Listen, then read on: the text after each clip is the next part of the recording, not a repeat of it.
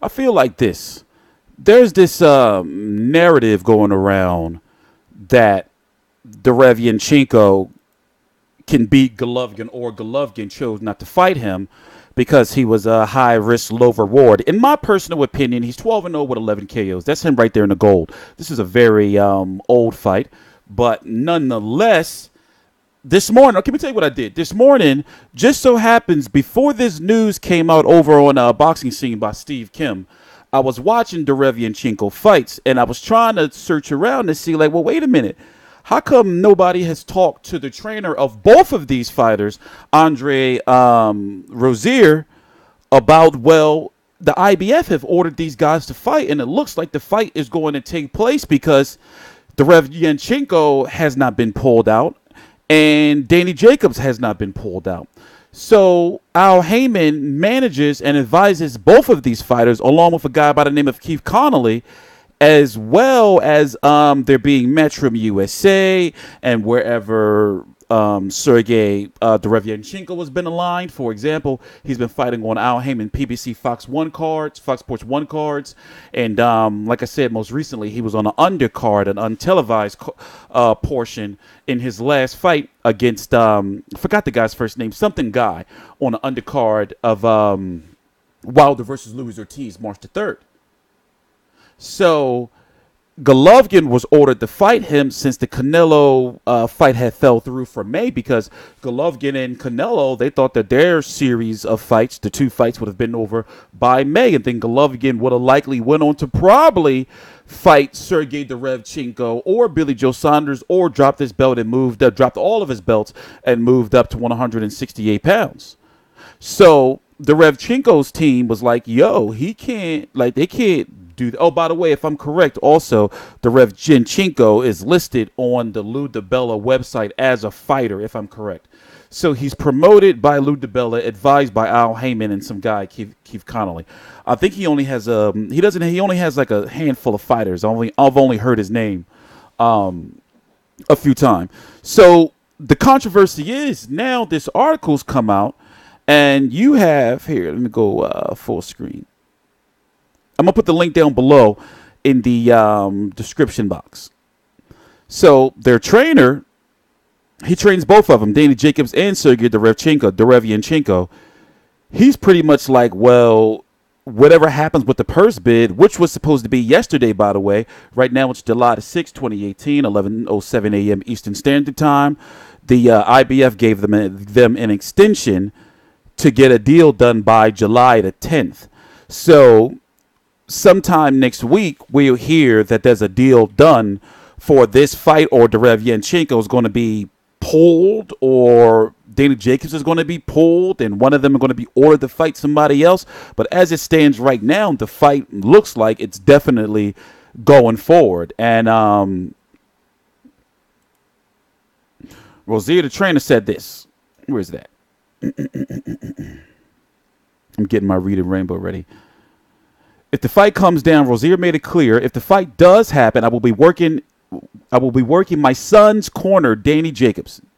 We've been together since he was 14 years old, and that his little typo. Well, basically, he's saying that he's going to choose Danny Jacobs over Sergey Derevyanchenko. He added, Sergey is like my nephew, and you just don't want to see your guys fight each other. If it has to happen, unfortunately, is what it has to be. The purse bid for this matchup was scheduled for July 5th. Both parties were granted a 5-day extension to come to a deal. Derevyanchenko was back in action in March when he stopped Deshaun Johnson in a 6-round fight. And as you know,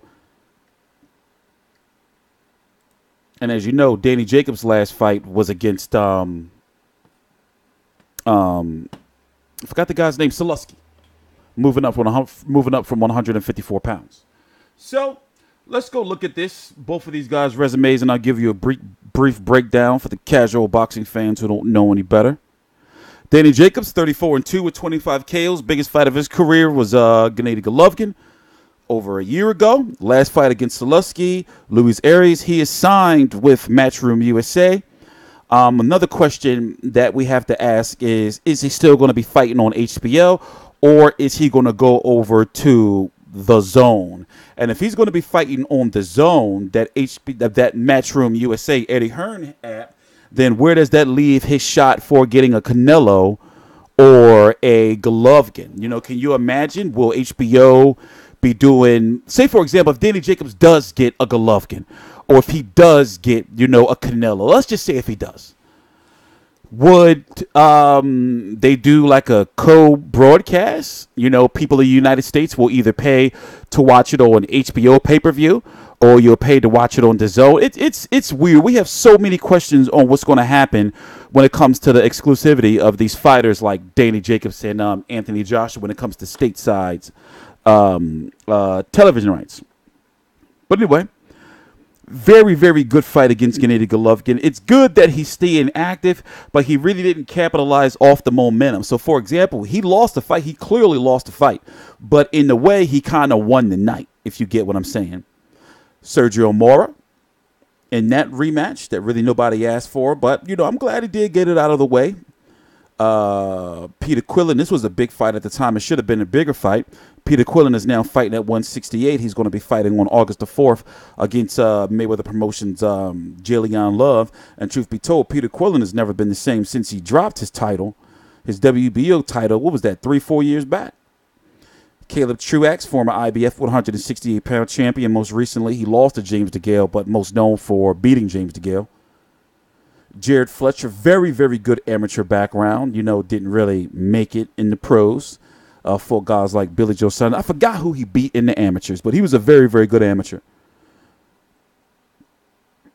So pretty solid resume, but these next couple of years are going to dictate, you know, like how great Danny Jacobs is going to be. A lot of people have been wanting him to fight Billy Joe Saunders. Let me touch on that a little bit.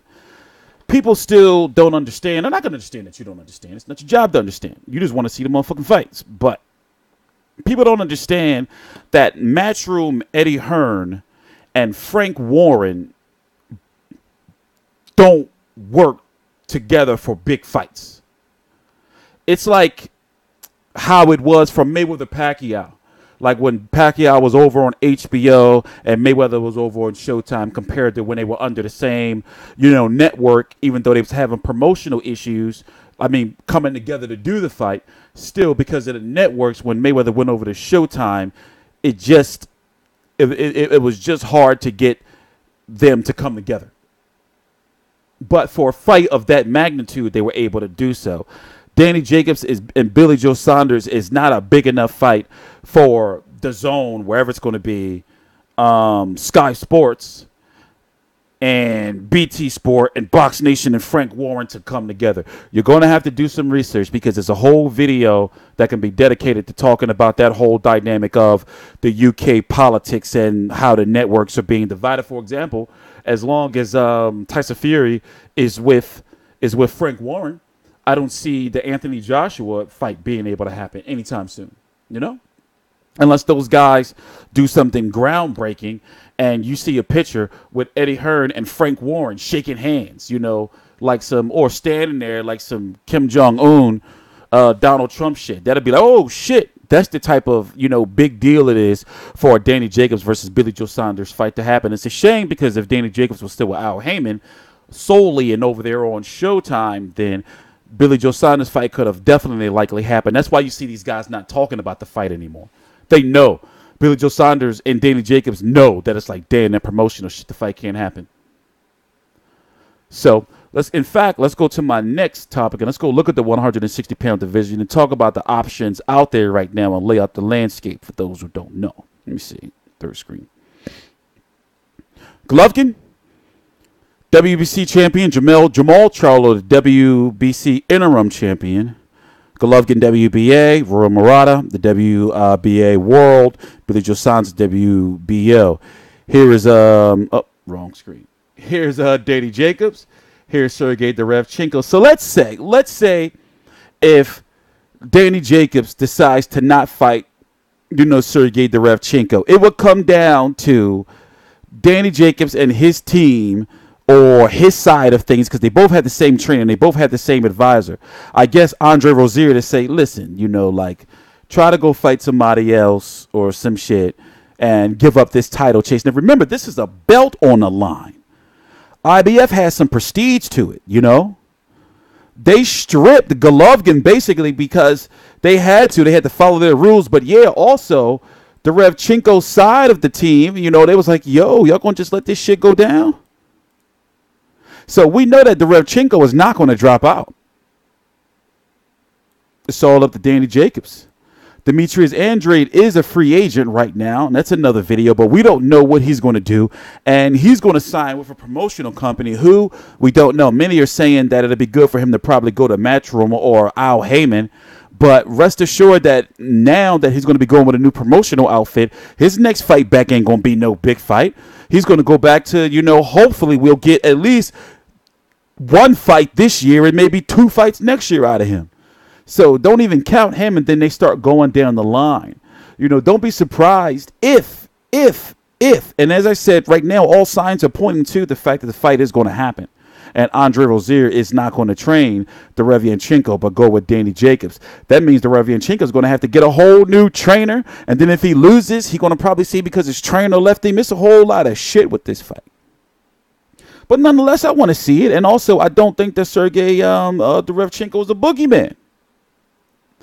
I don't think that he's I don't think that he's a boogeyman. I don't think that he's, you know, that people like, you know, nobody wants any parts of him. 32 years old, 12-0 with 10 KOs. Ukrainian fighter, of course, as you know, they got a nice little, you know, thing going on with guys like Lomachenko and Alexander Usyk. Isn't Grozdik from the Ukraine too? No disrespect if he isn't. Here's his resume. Deshaun Johnson, journeyman. He is a journeyman. Very tough fights. He almost put Jesse Hart's title hopes in trouble. For Peter Quillen on a untelevised fight, Turiano Johnson. This was the biggest fight of his career. Sam Solomon had a bum-ass knee. And then there's, you know, nothing there. And I've seen majority of these fights. They're available on the internet. And he also has a nice amount of amateur fights on the internet. And I believe that tournament he was in was like kind of like what Lomachenko did. Like after the amateurs, there was a tournament, but they didn't count as pro wins kind of situation. I got to get some more information on that. But like I said, it's going to be interesting to see what Danny Jacobs and Derevyanchenko is going to do, because truth be told, they really have no other way to go. You have Ryota Murata, but he's ESPN top ranked. So that's another issue right there. You know, Jamal Charlo, I would love to see that fight, but then where would the fight happen? Jamal Charlo is Showtime, but Jamal Charlo go over to HBO or DAZN? You know? And I just hate that fucking stupid name. And I know I'm going to have to keep saying it. And, you know, it's my job to cover their fights and everything. And I really want them to succeed because I like the fact that they got the World Boxing Super Series, Bellator, and not the Matchroom USA fights that are intriguing me. It's not the Matchroom USA fights.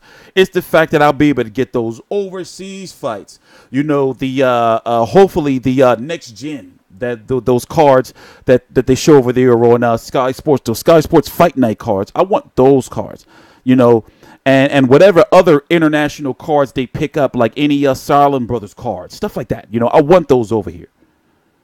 You know, so I do want them to succeed, but it's a uphill battle, and also I don't like that there's now in the United States there's now four major political network promotional organizations involved with making these fights. You got, right, Showtime, HBO, ESPN, and now you got the DAZN coming over here into that market. So I don't know, man. It's looking a little oversaturated. But for the part that we're getting more international fights over here in the United States, then it's worth it to me. But for the fighters, when it comes to the politics involved, I don't know. They got to look at this. I'm TstreeT Controversy. This is TstreeT Controversy Live. Please subscribe.